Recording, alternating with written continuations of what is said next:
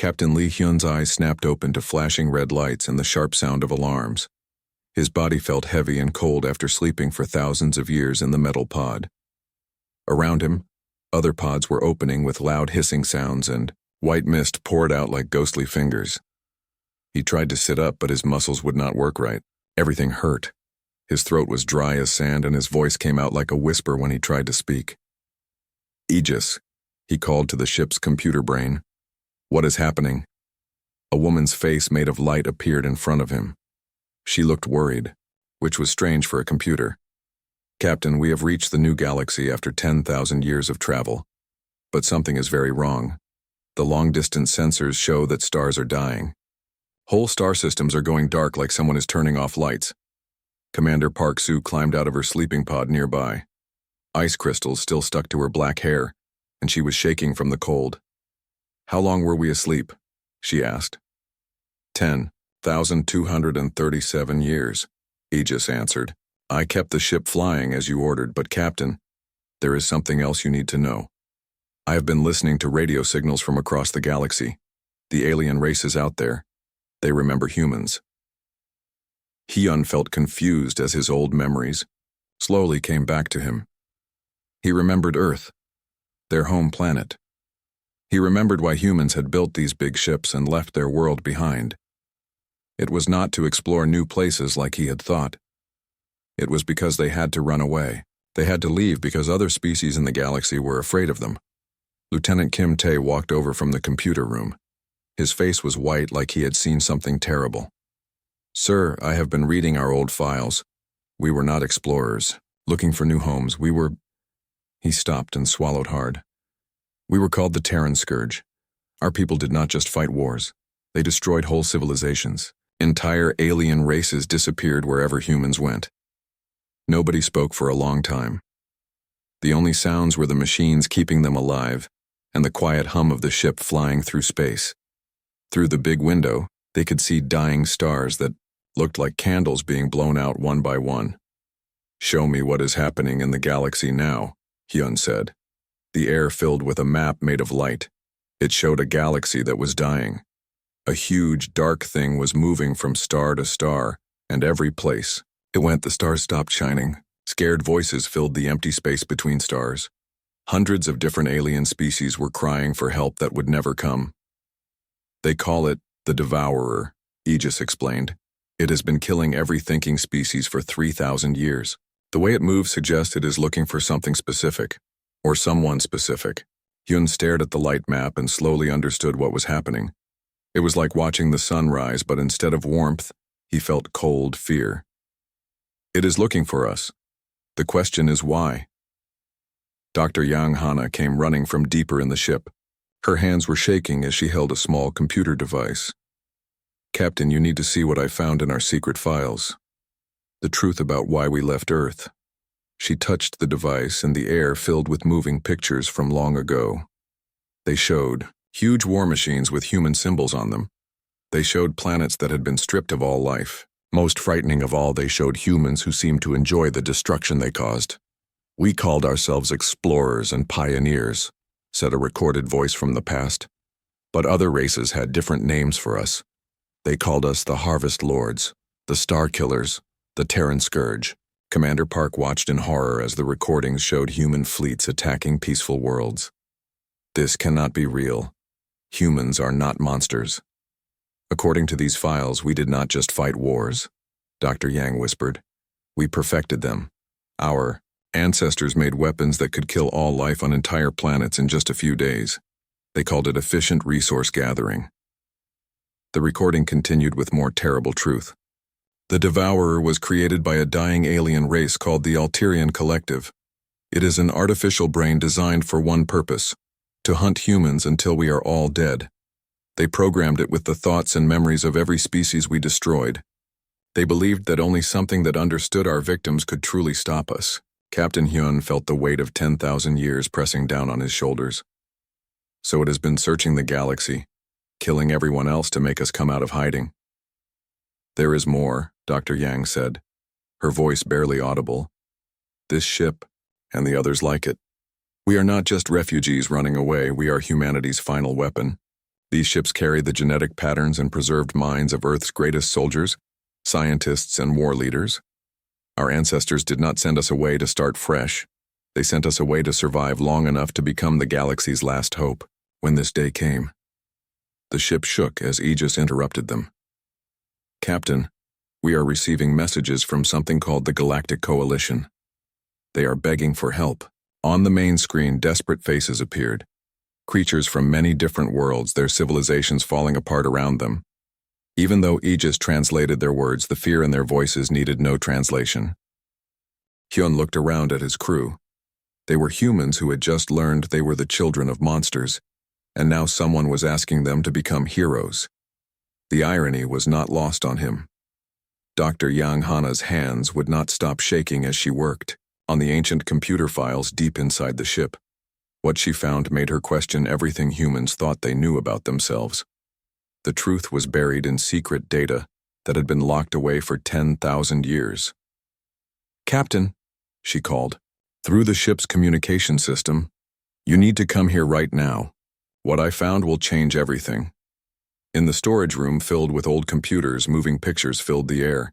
These were recordings from Earth's final years, sealed away by humanity's last governments. The images showed massive war machines, with human markings on them. They showed planets that had been completely stripped of all life. Most disturbing of all, they showed humans who seemed happy about the destruction they caused. "We called ourselves many things," spoke a woman in the recording. She had been Earth's last person in charge of studying alien life. "We said we were explorers, pioneers, the chosen people, but other races had different names for us.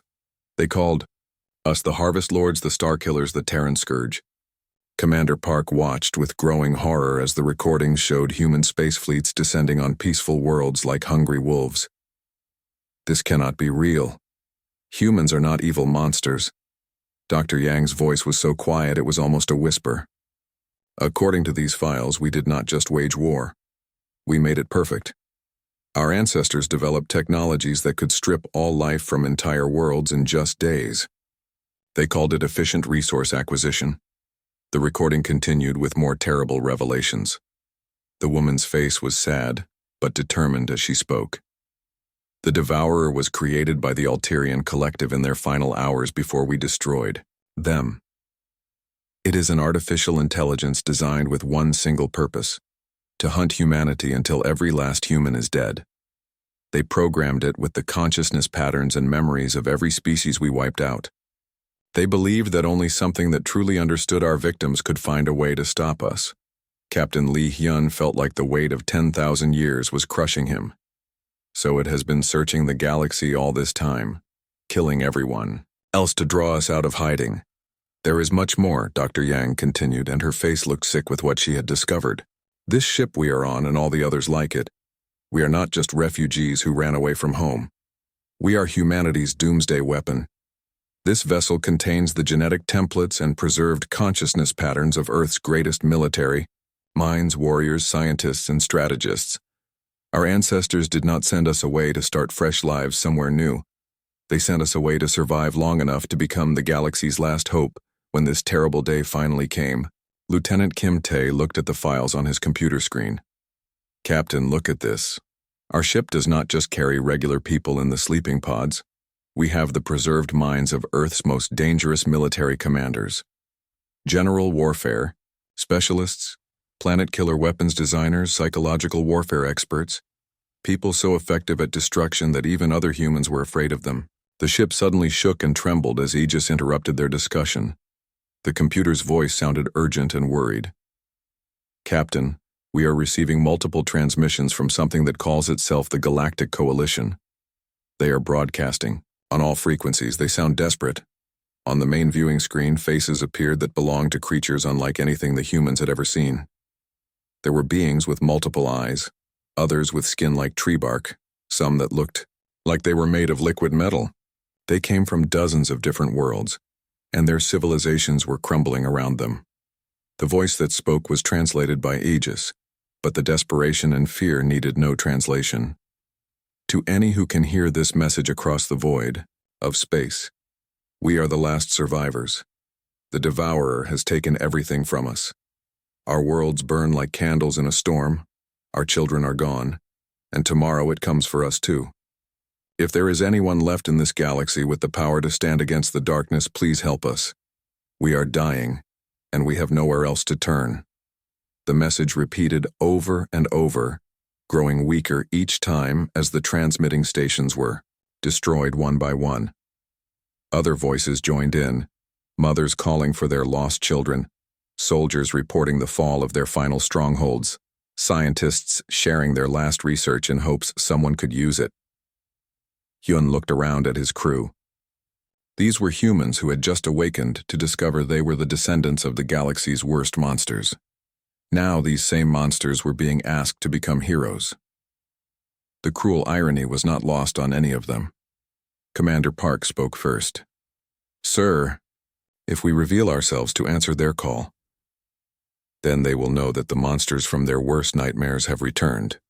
Hyun finished her sentence. "They will know that the Terran Scourge still exists."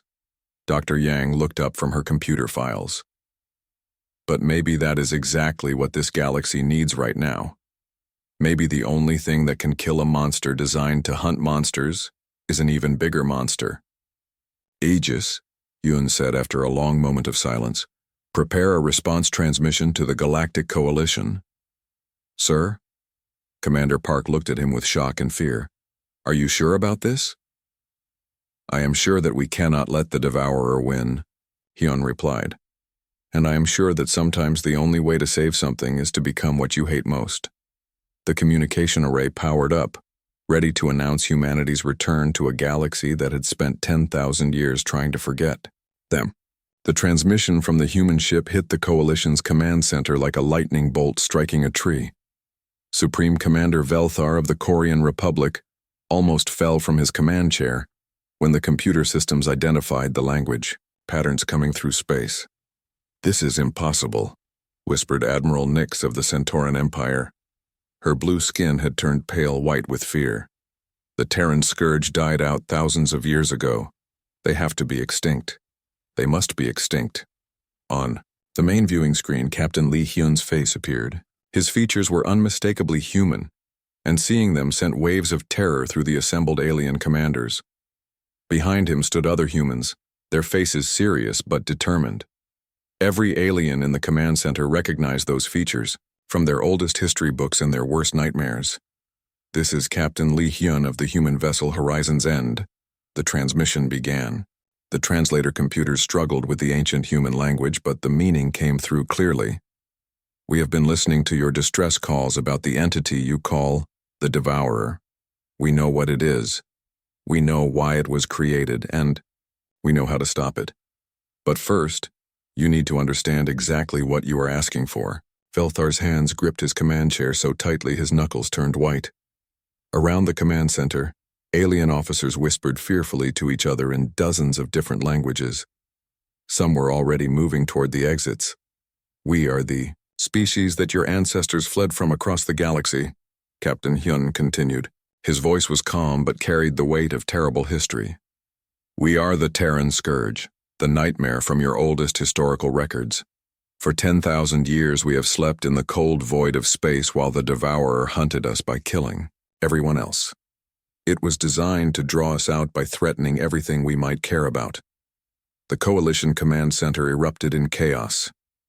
Some commanders demanded they cut the transmission immediately.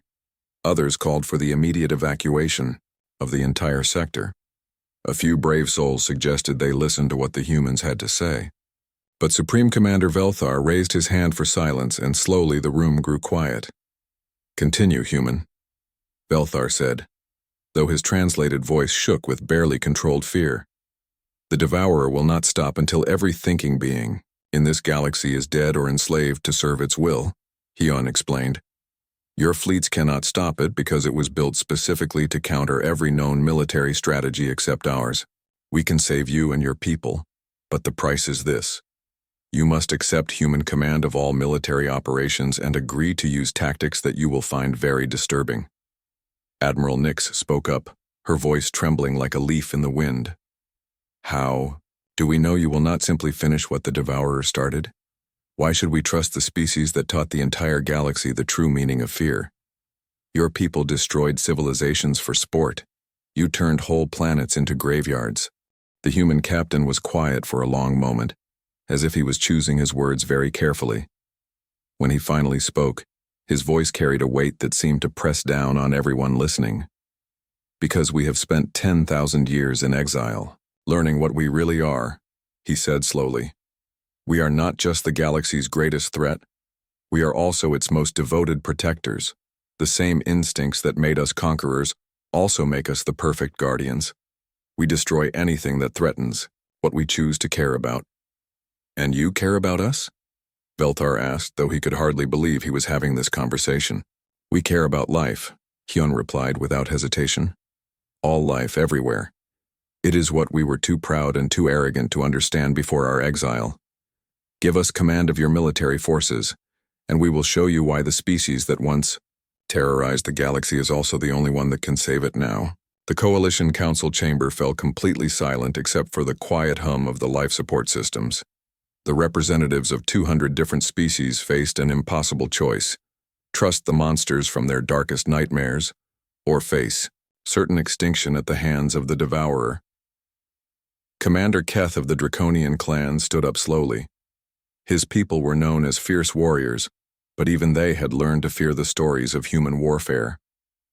If we do this, if we give you command, what guarantee do we have that you will not turn your weapons on us when the Devourer is defeated? None, Captain Hyun answered honestly. We cannot give you guarantees because we are still the same species that once conquered half the galaxy. But we can give you our word that we have learned the difference between conquest and protection. We have learned that our greatest strength is not in taking life, but in preserving it. Admiral Nix looked around at her fellow commanders, seeing fear, desperation, and something else that surprised her: hope. The historical records say that humans never broke their word to allies, even when it would have been easier to do so. The records also say we never had allies before, another commander pointed out. We only had victims and future victims. Supreme Commander Velthar stood up slowly and looked around at the assembled representatives. Every species in the galaxy was represented here, and all of them were facing the same choice: trust their ancient enemies or die fighting alone. Human Captain, Velthar said, his voice carrying across space to reach the human ship. We accept your terms. May our ancestors forgive us all for what we are about to do. The transmission ended, leaving the Coalition to prepare for the return of humanity's war machine and pray they had made the right choice. The awakening of humanity's war machine was something that would haunt the survivors for the rest of their lives. From deep inside the Horizon's End and her sister ships, millions of humans began to wake up from their 10,000-year sleep. These were not ordinary people. They were soldiers, generals, weapons makers, and warriors whose knowledge had been saved in special computer systems. Commander Park Soo stood in the main awakening bay, watching as the revival chambers came to life with bright lights and strange humming sounds. Colonel Kim Do, you are being awakened because all life in the galaxy faces complete destruction. The Devourer has already consumed 60% of all planets where thinking beings live. The man who came out of the chamber was thin and covered in old battle scars. His eyes held the memory of ancient wars that had destroyed entire star systems.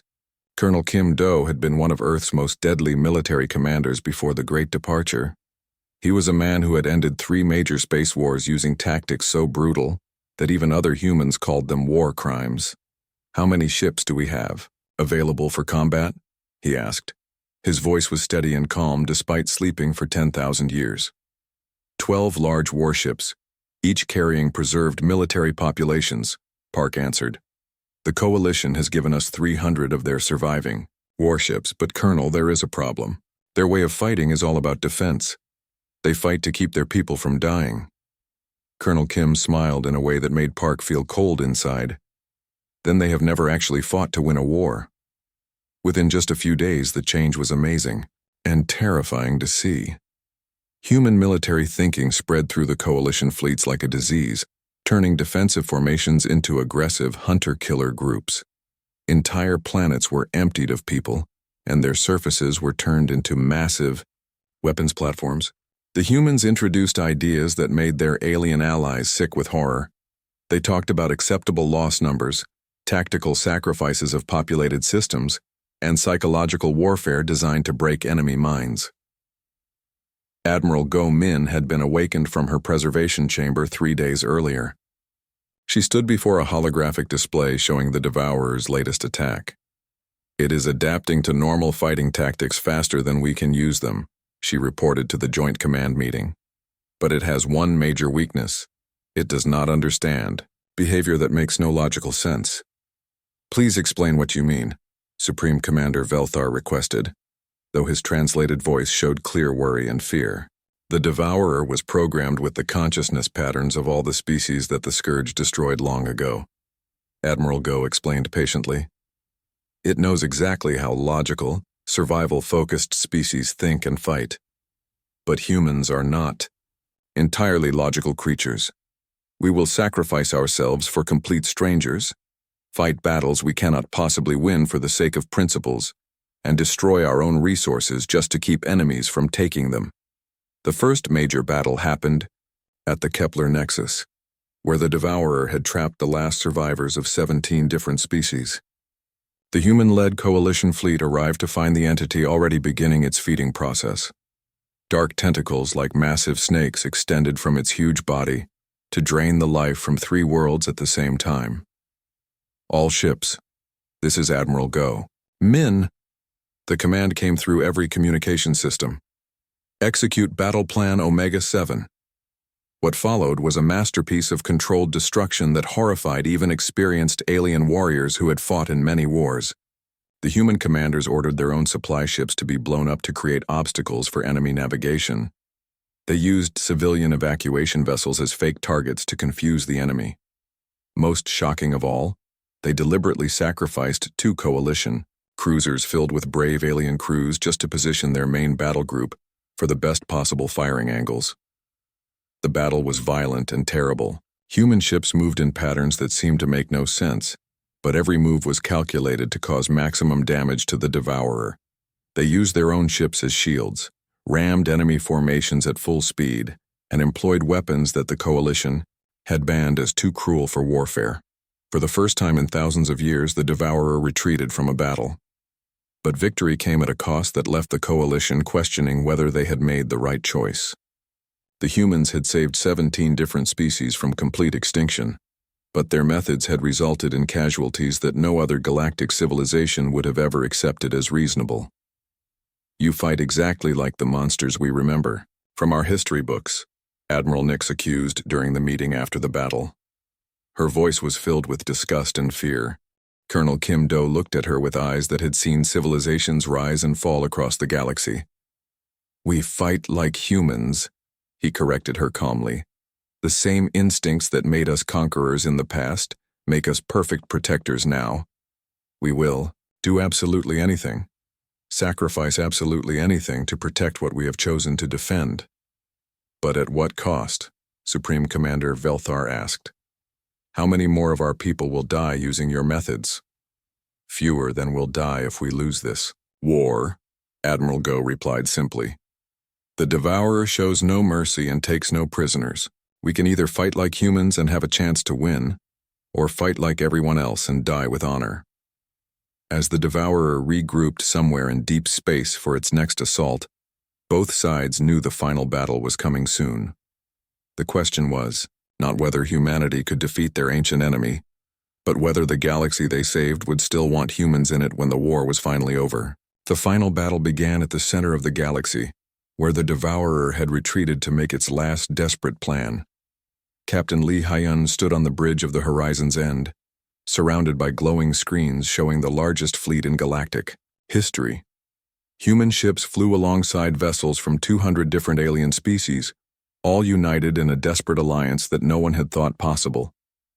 "Long-distance sensors are detecting massive energy changes from the galactic core," reported Lieutenant Kim Tae. His voice was tense with worry. "The entity is not just hiding there. It is building something very big." Dr. Yang Hana's voice came through the communication system from the science laboratory.